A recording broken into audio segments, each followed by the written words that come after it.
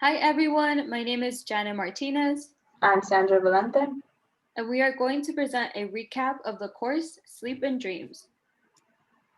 So, what is sleep? Sleep is a natural restorative process characterized by disengagement with the surroundings. In other words, sleep is a cycle that everyone undergoes in order to re energize/ repair the chemicals within their body. It is something that constantly occurs and is rapidly reversible. Sleep also helps improve our immune systems to fight off diseases, which is why, for the most part, we always fall asleep when we fall ill. Our sleep time is dictated by the internal clock in the suprachiasmatic nucleus located in the interior of the hippocampus. We usually undergo a sleep cycle 4 to 6 times a night. There are different stages in the sleep cycle, which is usually broken down into REM and non-REM sleep. When it comes to non-REM sleep, there are 3 stages that encompasses the deepest part of the sleep cycle. As noted in the image, the first stage, stage N1, is the lightest sleep within non-REM. The second stage, stage N2, is also a light sleep and the longest sleep where you can still be easily aroused.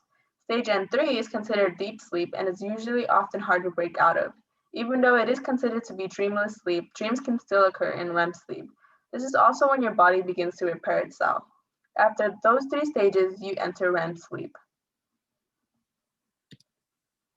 REM sleep is distinguished by rapid eye movements that occur during this stage. It is also when we are more receptive to stimulus from the surrounding environments. It is often considered paradoxical sleep because our brain is as active as if it was awake. It is also when dreams usually occur.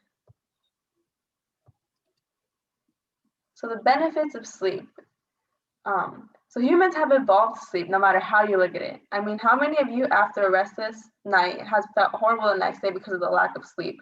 Sleep brings many benefits, even in relationships that we build.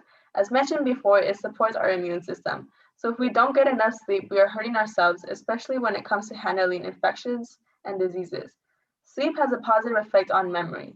Memory and sleep have a very complex relationship. However, it has been shown that sleep does have a positive effect on retaining information, especially when studying for exams. Furthermore, the benefits of sleep are important because of how impactful lack of sleep is to our overall well-being. When we don't get enough sleep, we are putting our bodies and ourselves at risk for overall decrease in human abilities. Our sleep system is closely tied to our circadian rhythm.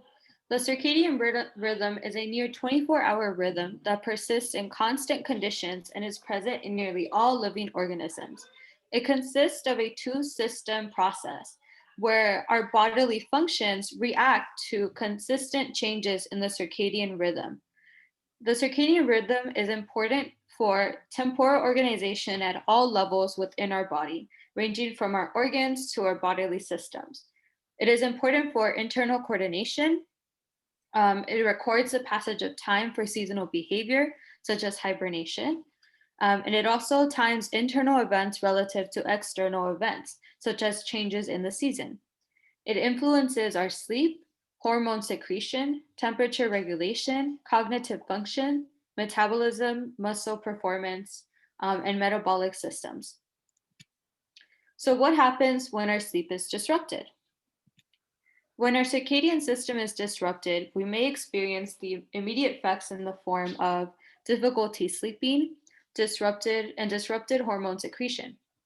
Long term, we may develop sleep disorders, disrupted circadian rhythms, increased risk of infections, worsened mood disorders, and disrupted hormone secretion, all from deregulating our circadian system. The immediate effects of drowsiness and lack of sleep also includes a decrease in human capabilities. This concerns reaction times, communication, memory, situational awareness, and judgment, and finally mood. All of these abilities go down between 20% to 50%. And some of you might be thinking that it doesn't sound as dangerous, but when put in situations such as driving, risk drowsiness can mean the difference between life or death. Drowsiness is a red alert. So when you're driving while drowsy, your reaction time decreases. Your awareness of your surrounding increases. So if you're going 70 miles an hour while your reaction time decreases by 50 milliseconds when drowsy, that is a distance of 5 feet, which can make a difference when braking. We often also always overestimate how awake we are. When it becomes difficult to keep your eyes open, you are already asleep. And most people mistaken this as being awake. So these short-term effects of a lack of sleep can easily turn into long-term effects in the form of sleep disorders.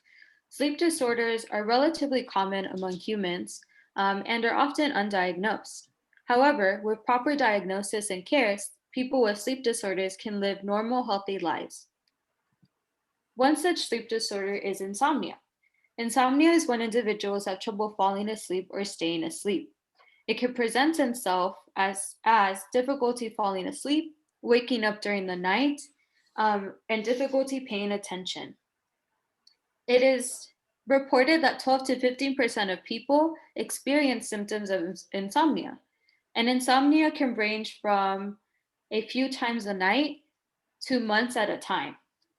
Some common treatments include regulating your sleep hygiene or regulating your sleep schedule, cognitive behavioral therapy under the guise of medical professionals, and medications, although they are not recommended. Another sleep disorder is sleep apnea. So, how many of you experience snoring in the night? Snoring is actually a very common symptom of sleep apnea, which is a condition characterized by intermittent pauses or difficulty breathing due to blockages in the throat. Common symptoms include snoring or mouth breathing, hypertension, GI reflux, night sweats and bedwetting, and it is related to behavioral wake problems such as ADHD. Um, it is common in our population at a rate of 3 to 7% of adult men and 2 to 5% of adult women. Some common treatments include CPAP therapy, which utilizes reverse airflow technology to help you breathe better during the night. Positional therapy, which helps you position your mouth to allow you to breathe better. And surgery, which includes jaw surgery that repositions your jaw, rhinoplasty, and the removal of your tonsils. Another sleep disorder is restless leg syndrome. It is described as an urge to move accompanied or caused by uncomfortable and unpleasant sensations in your legs.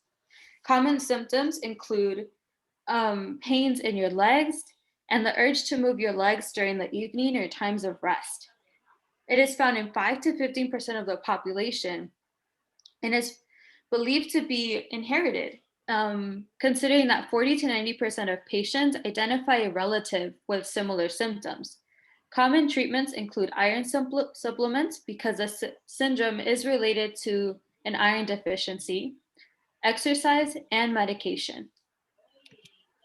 Other sleep disorders include narcolepsy or falling asleep during the day, sleepwalking, exploding head syndrome, where you hear loud noises that wake you up, but aren't really loud noises, they're just in your head, and sleep terrors.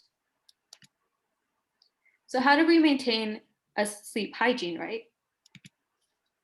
So in order to maintain, some helpful tips to maintain sleep hygiene include a regular sleep-wake schedule, treating your sleep in bed with respect, listening to your body, and remembering that it is okay to have a bad night. Some things to avoid when trying to maintain sleep hygiene is irregular sleep patterns that disrupt your sleep, avoid stimulants such as caffeine, alcohol, and nicotine, and limit heavy meals before bed. And remember, there are 4 pillars of health: a healthy diet, stress management, sleep, and exercise. Maintaining all 4 of these pillars will help you live a long, healthy life. Thank you for listening, and remember, drowsiness is Drowsiness red is a red alert. alert.